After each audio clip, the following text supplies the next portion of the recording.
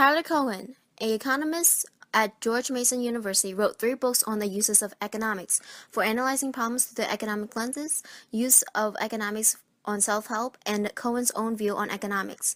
Washington Times did a review on his books and stated that he faults even those markets that encourage good behavior because they can place inner motivation with outside incentives. The intrinsic motivation of economists to analyze the situation of resources is overshadowed by the reward of receiving a paycheck that places limits on the amount of work that will be placed upon the subject. For example, even Ms. Wolf and Mr. Stevenson told us to pick a topic that will interest us for our EEs because it will make us want to research more on the subject and ultimately lead us to work more on the EE no matter how long it has to be. Statistics have shown that the quality and quantity of U.S. high school diplomas decrease despite the increased rewards that children and adolescents receive within school systems. The national average dropout rate is 27%. A majority of the students that are a part of the 27% lost motivation to go to college or finish high school. Some research has shown that test scores has improved in parts of the U.S. However, these are Potomac numbers because they have actually reduced the standard for passing, therefore more students are passing at lower levels.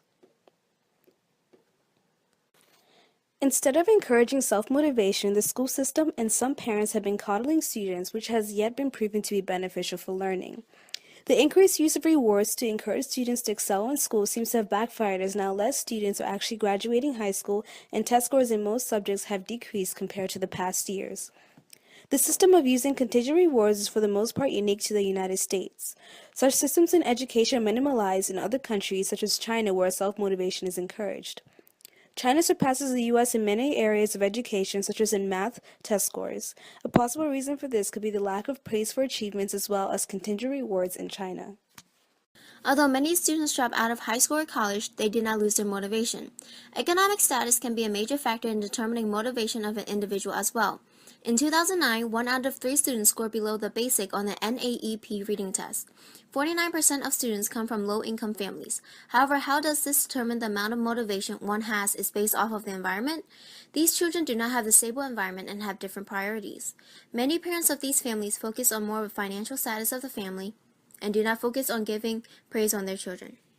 The average test scores for math and reading of 17-year-olds have remained stagnant since the 1970s.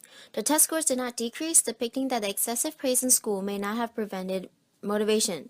Economists have constant and external motivation of money.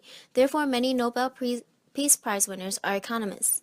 Economists constantly have acknowledgement of their own achievement by obtaining income. However, these economists continue to become more successful and are awarded the Nobel Peace Prize. The external stimulus continues to motivate them and develop their ambition on the way how economies work and establish their own motivation, in which they understand their own strengths and weaknesses. Created using Powtoon.